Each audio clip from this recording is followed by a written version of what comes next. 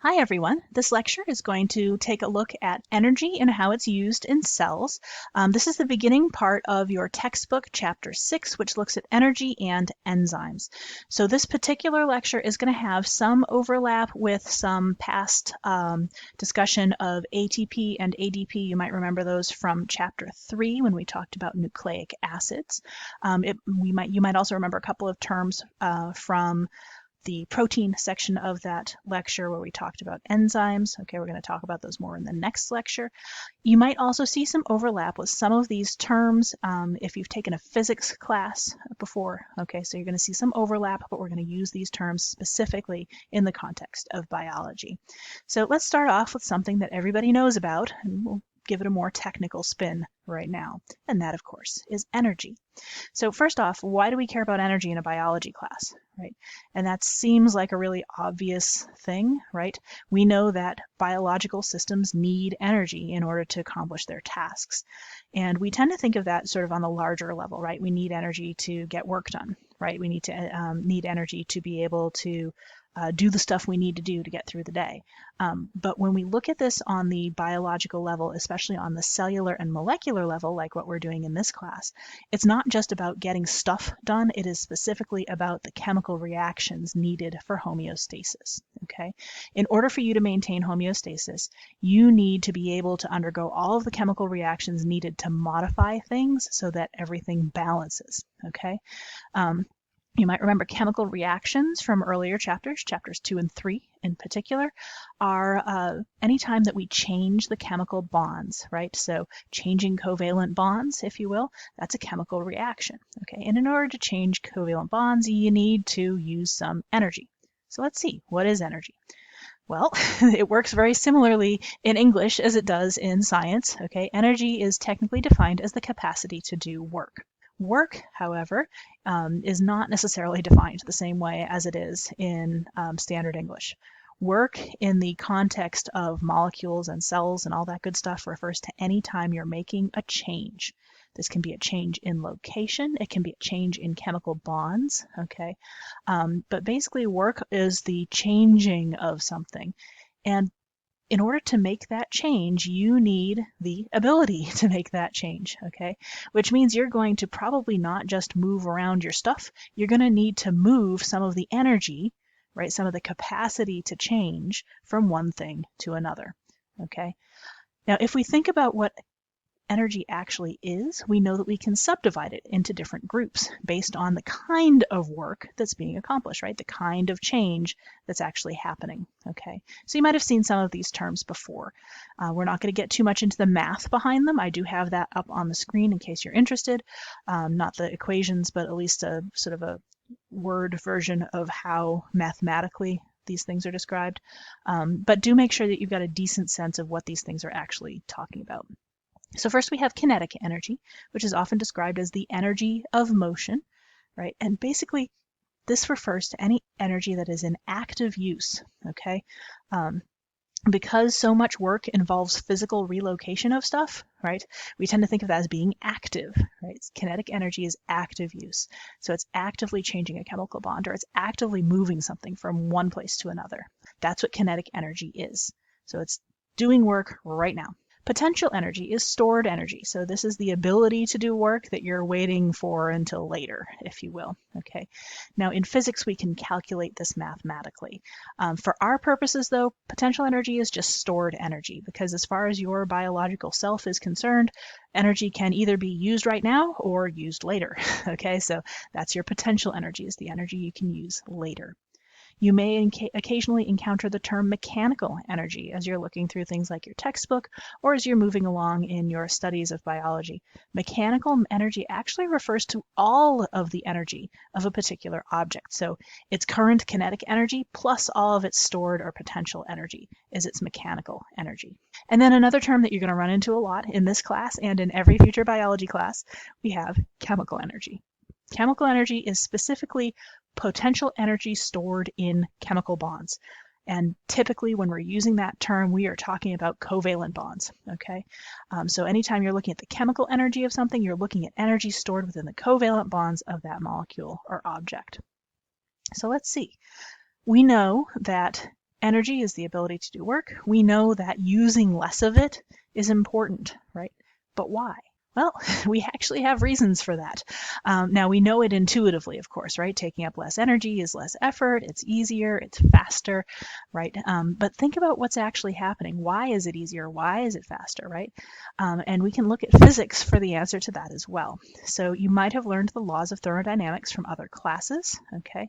The laws of thermodynamics are described as laws because they are describing things that can actually be figured out mathematically. Okay, and they are the laws of thermodynamics because they are relating to dynamics or change in thermo, right? Think like a thermometer, temperature, right? Or heat, okay? One of the things that we know about energy is that heat is one way that we perceive it, okay? So when we talk about the laws of thermodynamics, we're looking at the perception, if you will, of energy and how it changes. So if we take a look at what these different laws actually tell us, you'll notice that they always say something about energy, not necessarily temperature.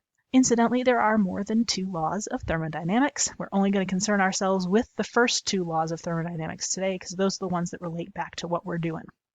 The first law of thermodynamics has another name. It is sometimes also called the law of the conservation of energy. So if we think about what that is, conservation, right? Preserving it for later, holding on to it, okay? The law of the conservation of energy tells us that energy is never fully destroyed. It's conserved, okay? But it also says that energy is never created out of nothing. What we actually do see in the real world is that energy is only converted. It is changed from one form to another, from potential to kinetic, from electric to light, from light to electric, okay?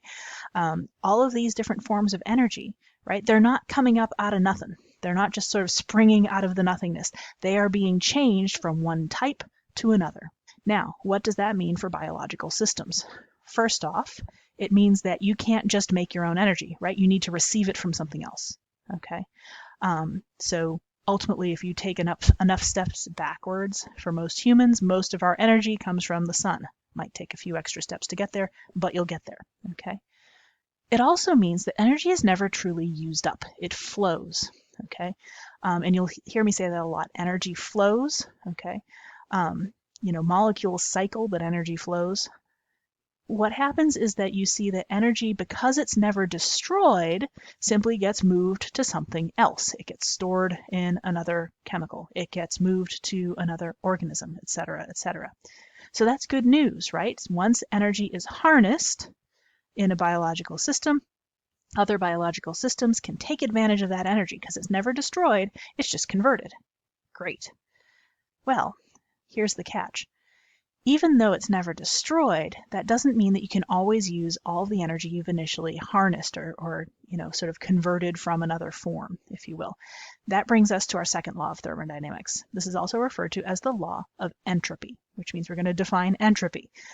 Entropy is complicated if you take physics. It involves understanding a lot of things, if you will, about how energy works and how work works. But for our purposes, entropy is energy that is unavailable for doing work. Now, how can energy be unavailable, right? I mean, if it's energy, it's the capacity to do work. Why can't it do the work? Well, usually because it's disorganized. It cannot be sort of channeled into one particular task. It's just sort of hanging out, being disorganized or random, okay? And it can't be captured and converted easily. Right? That's what we refer to as entropy, is this sort of disorganized, random, chaotic, if you will, unavailable energy. The second law of thermodynamics, the law of entropy, says that every time you convert, right, every time you change the form of energy from potential to kinetic or kinetic to potential or whatever, some of that energy doesn't make it into the new form. Some of that energy instead becomes disorganized. And therefore is unavailable for doing work, okay? So if you think about what that actually means for biological systems, that means if you take in 100 units of entropy, oh boy, let's try that again, 100 units of energy, okay? If you take in 100 units of energy into a cell and you want to convert it to be able to do 100 different things, okay, if each thing takes 1 unit, you might get through 99, but you're not going to get through 100, okay? Because every time you convert that energy, a little bit of it is going to become too disorganized to use, okay? We often perceive that as being heat. So if you think about what that means, we biological systems, in order to keep operating, must keep taking in new energy, to keep converting new energy that was not already in the system in order to be able to keep up on the needs of all of our cells. And we already know this as well, acquiring new energy, stuff that's not already in you, takes resources. It takes the ability to harness or to convert energy from someplace. This is why we concern ourselves so much with energy in biological systems, because it's not just us. Every living thing has this problem. We have to constantly keep sort of re-upping and renewing our access to energy, because we can't build it out of nothing, right? And we can't just keep recycling all of the energy that we've taken in so far, because we keep losing little bits of it to entropy. This brings us to the second sort of idea in this particular chapter. Most of the energy that we talk about in cellular level biology comes down to metabolism, basically chemical reactions in your cells, building and breaking chemical bonds, right? That's work. It needs energy. Now, don't get me wrong, your cell still needs to move stuff. There is kinetic energy involved, okay? But all of those chemical reactions, those makings and breakings of bonds, all right, they take up a ton of energy. Now, to talk a bit more about taking up all of that energy, just a quick little reminder, we have a couple things to consider. We've got the energy that's involved, which we'll talk about in a second, and we've also got the things that are being chemically altered, okay? The starting materials, sometimes called reactants or substrates, and the ending materials, which are called products, okay? We're going to use these terms again, so keep track of them. Reactants are your starting materials. They can be squashed together, they can be taken apart, okay, they can be swap little bits of each other, okay, to create the products. But all of that switching and moving, all of it takes energy to accomplish because it's all work. The energy that's needed to start a particular chemical reaction is referred to as its activation energy. You can think about it as its initial investment into the reaction, okay? Now, different chemical reactions have different activation energies. Some of them are a lot more demanding of energy than others, okay? Some of them take that energy and they sort of sock away a little bit of extra in one of the products. We refer to that as being an endergonic reaction. Endergonic, okay, the prefix ender means inside. All right, gonic actually refers to work, okay? Chemical reactions where you start off with reactants and energy and you wind up with products that have energy stored away. Okay, those are endergonic. Exergonic reactions also happen within your metabolism. So exer means outside, right? These are chemical reactions where you're trying to release some of the energy that's stored away in your reactants. This happens all the time in your cells.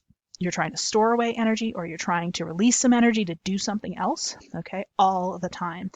And your enzymes are going to make all of these things easier because they make the initial investment into socking away some energy or releasing some energy lower. Okay, they make that starting step easier. Let me give you an example of endergonic and exergonic with one of our energy currency molecules, right? ATP, which you might remember from chapter 3. Adenosine triphosphate, this is an example of a nucleic acid. It is made of one nucleotide. Adenosine triphosphate, here's our adenosine, right? So we've got our phosphate and sugar, our sugar on a nitrogenous base over here, and then we've got 3 phosphates, triphosphate, 1, 2, 3. ATP stores its energy here in between these last 2 phosphates. If I take apart ATP so that I can use some of that energy, that is an exergonic reaction, right? I pop off the phosphate, the energy goes off to my new reaction, and the adenosine is left with 2 phosphates. It becomes adenosine diphosphate. Right? Here's our adenosine diphosphate here. If I want to make new ATP so that I can do more reactions later, I can recycle the ADP, right, and the phosphate, but I'm going to need to get energy from someplace else to tack that phosphate onto the rest of the molecule. That's an endergonic reaction. So just as a reminder, ATP, adenosine with 3 phosphates, okay? ADP, adenosine with 2 phosphates. And there is your list of terms.